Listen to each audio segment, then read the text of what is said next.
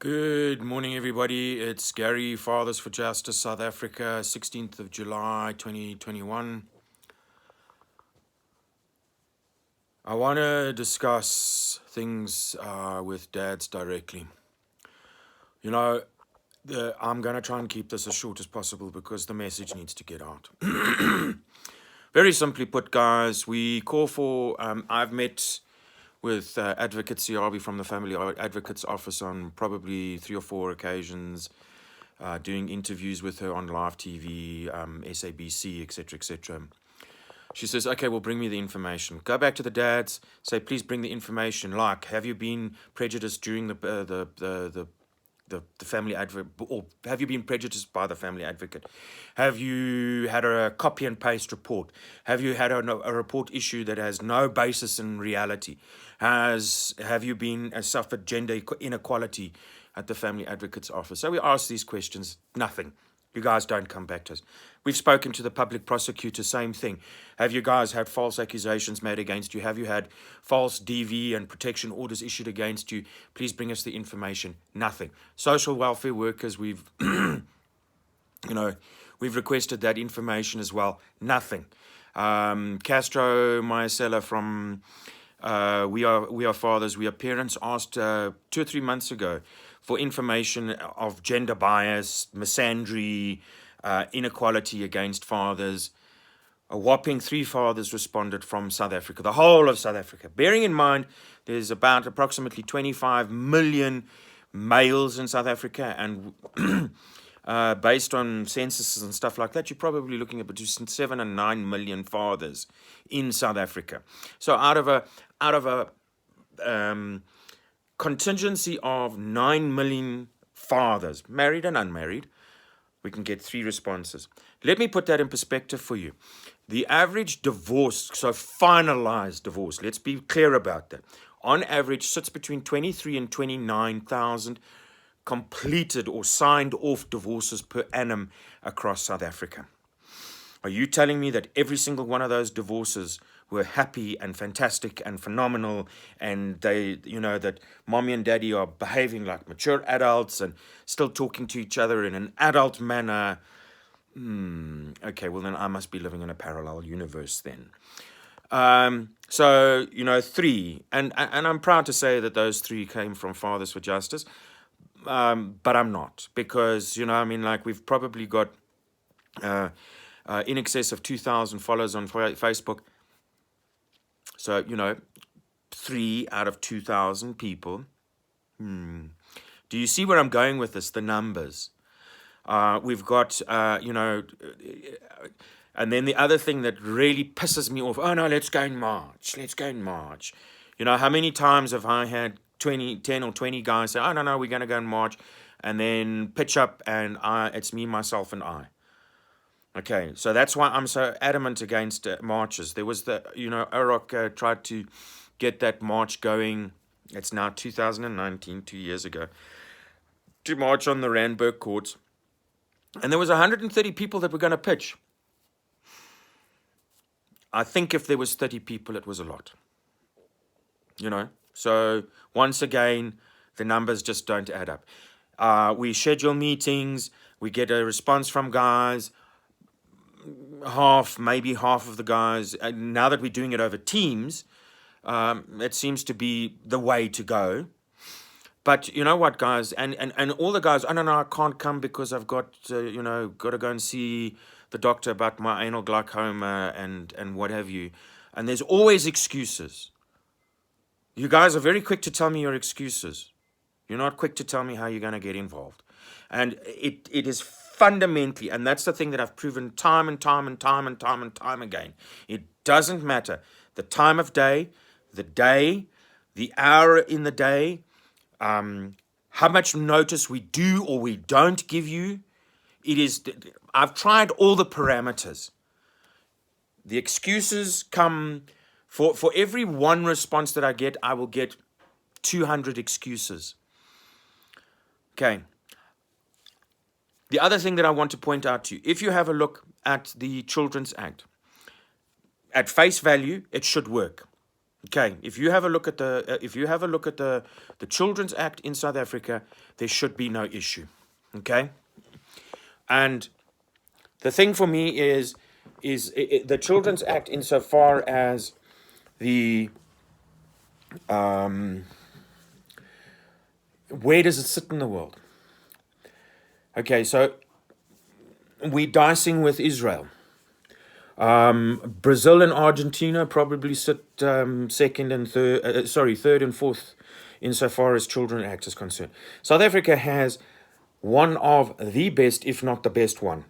And if we're not number one, we're a very, very, very, very strong contender for the number 2 position. Okay, and that's between the Israelis have really got a phenomenal act together. And guess what they've got in there, guys? Fathers, the very thing that I'm campaigning for in the class action suit is the equality of fathers, and they have enshrined the right of the child to have a relationship with both parents. Okay. So, if you have a look at that, and you know what, we can cry about the justice system and the legal fraternity and the social welfare workers. The problem doesn't lie there, and it certainly doesn't lie with the mothers. I can tell you that much. The problem is that we've got dads. They come with their testosterone in one hand and their dicks in the other, and they want to swing all this out and have a pissing competition. Last year, Graham from 50-50 Shared Parenting tried to schedule a meeting with all fathers' rights movements in South Africa. A whopping 5 people, I think, rocked up. It was Orok, myself, Solomon, Mesh, Graham, and there was a couple of ladies there. Okay, let me put that in perspective for you. There's 68 million people in South Africa. That's according to the 2019 United Nations census. There is approximately between 60 and 68,000 men's rights groups in South Africa. Okay, so let's put that in perspective. That's for every million people in South Africa. For every 100,000 people in South Africa, there is. Am I right? Yes, I am. For every 100,000 people in South Africa, there is a fathers' rights movement. Okay, if we assume that there is a 50-50 split between men and women in South Africa, that's 2 groups for every 50,000 for every 50,000 people in South Africa, right? If we assume that 5% of those men's rights groups are fathers' rights groups, that's 3,400 men's rights groups in South Africa. And that's the single biggest problem. Oh, no, I'm cleverer than you, and I'm going to go out and I'm going to go and start my own organization. And it ends up just being the oak and his 6 imaginary friends. Okay?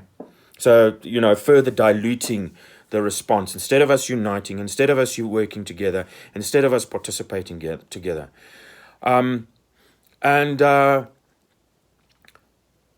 If we take 5% of 3,400 organizations, that's approximately about 165 organizations that are probably somewhere remotely close to active. And if we take 5% of that, 25 odd organizations that are actually working on a daily basis for fathers' rights groups.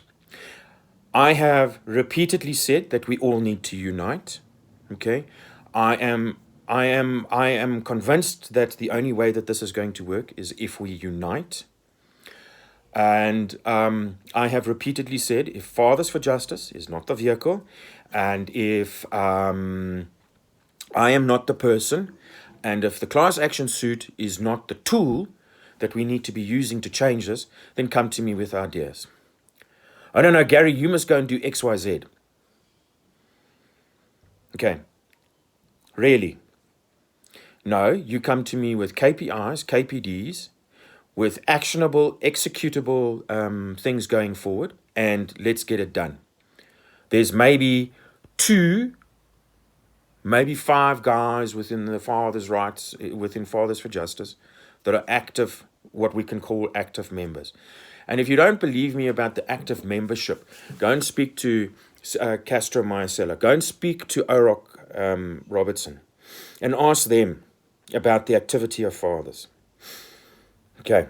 The problem is not the Constitution, guys. The fact that the state president, judges, magistrates, the justice system, lawyers, advocates, psychologists, social welfare workers are duty-bound to maintain the family unit. The fact that we allow them to get away with what they get away with. Okay. It's not the mothers are not the problem. The problem is that there's too much ego. There are too many guys trying to piss further than the next oak so we can measure each other up. Okay? The problem is not the justice system, it's not the legal system, it's not the mothers. It's the problem is fathers in South Africa refuse to unite with one another and work with one another. Okay. One of the things that I want to do out of the class action suit is gather information specifically around social welfare workers. I've got a father now that is being destroyed by a social welfare worker that we know has destroyed 3 other fathers. One is sub judice, so we can't do much about that. I appreciate that, but at some point in time, we should be able to work with that dad. The other 2 dads can't get affidavits out of them, so that we can give it to his lawyer to prove that this social welfare worker goes and runs around and destroys fathers. The only way we're going to gather that information is if it's gathered properly. You guys refuse to get involved with the class action suit. You refuse to get in to join the to get involved. So a dad is going to be destroyed. This is not about me. It's not about you. It's about us. We need to start working together. The single biggest problem in South Africa, insofar as the Children's Act is concerned, or the families remaining together, irrespective of whether you're divorced or not, it's not the justice system, it's not the mothers, it's not the child abusing divorce industry, it is fathers. Fathers simply refusing to work with one another and work together. As I've said, Fathers for Justice is not the vehicle. If I am not the person, and if the class action suit is not the tool, get involved. So long as you guys try to go and do this by yourselves, until the law is changed, guys, because the law, while the best one in the world, allows for lawyers and psychologists and social welfare workers and judges and magistrates to interpret the law. The best interest of the child needs to be redefined, because it was never defined properly. The rights and responsibilities of parents, Section 19, 2021, needs to be removed and replaced. Joint, equal, shared, 50-50 contact care, guardianship and maintenance with and by both biological parents at all times. Mediation needs to be mandatory. I understand why you can't make it mandatory, so we change the name. Okay, you guys are not interested. Laying of false claims, in the Children's Act, the laying of false claims must automatically be connected with perjury. And not only the parent that makes false claims, but the lawyer, the advocate, the psychologist, the social welfare worker, the public prosecutor, the investigating officer, the judge or the magistrate that allows for perjury to take place must be prosecutable. But until you guys get involved, this is going to continue. Parental alienation must be made child abuse, and it must automatically carry an arrest warrant for not only the alienator, his or her lawyer, advocate, psychologist, social welfare worker, family advocate, etc., etc., etc. It must be defined. It must be and carry an automatic arrest warrant. It must automatically carry an automatic imprisonment sentence. And the professionals involved must also be removed off their respective bodies or boards or benches or whatever the case may be. But until you guys get involved, you trying to fight this by yourself and not getting involved is going to result in the continuation of fathers being destroyed. Get involved. Or I'm giving you fathers a written guarantee until we change the fundamentals within the legal system. You and your children will continue to have your constitutional, legal, financial, emotional, and psychological rights destroyed and obliterated. Go and fight this by yourself. I'm guaranteeing you. I see it every single day. Dad spent 600,000 Rand. Dad's spending 20,000 Rand. Dad's spending 2 million Rand. Doesn't the value of the money that you spend doesn't result in a different outcome. So irrespective of whether you spend 20,000 Rand or 2 million Rand, you guys are getting the same result. Until you guys get behind Fathers for Justice or come to me with another idea, you guys are going to continue to be obliterated. The problem doesn't lie with the justice system. It doesn't lie with the mothers. It doesn't lie with the child abusing divorce industry. It lies with fathers refusing to get involved. You are the problem. And until you get involved, you will be destroyed. Guaranteed. You want the letter? I'm prepared to write it out for you. Okay. Join the class action suit. It's $1,000. You can pay it over 1 month, 1, 2, 3, 6, or 10 months. It's $1,000, guys. Or go and take 20,000 Rand and flush it down the toilet. Go and take 2 million Rand and flush it down the toilet. Because that's effectively what you're doing in this con job. There's no other business model that fits the legal justice system other than a con job. Okay. 90 Rand a month for membership fee, guys. You want advice, you want support, you want guidance, you want information. Well, guess what, guys? That takes time and effort and what have you. Come and sit down with us and but it's a compulsory 90 Rand a month. Consultations are $8.50 for half an hour. Go and spend 2.5, 3.5 grand with a lawyer that's not going to follow instruction. Oh, that's the other thing.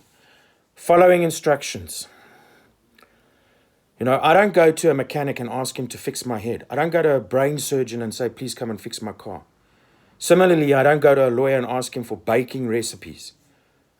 Okay, so that BS of I was acting under the instruction of my client, that needs to be extracted with extreme prejudice and extreme force out of the justice system. I go to a lawyer to get legal advice. I as a plumber or a brain surgeon or a mechanic, do not go to a lawyer and ask them how to bake Tant Marlie's koeksister recipe. I'm going there for legal advice. Like, share, and subscribe this video. Join the class action suit. Sign up for the membership fee. Like, share, and subscribe this video. Please go and like, share, and subscribe Facebook, the Google page, as well as the LinkedIn page. The links are in the description below. If you need additional assistance, info@f4j, the number 4j.co.za, and or www.f4j.co.za. Get involved.